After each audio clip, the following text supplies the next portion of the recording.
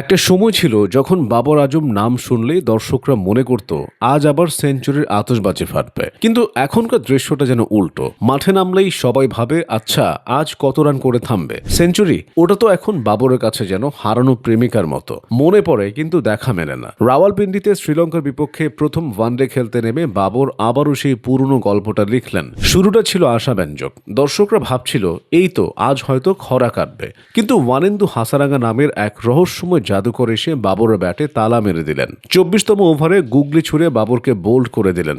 Run মাত্র 29।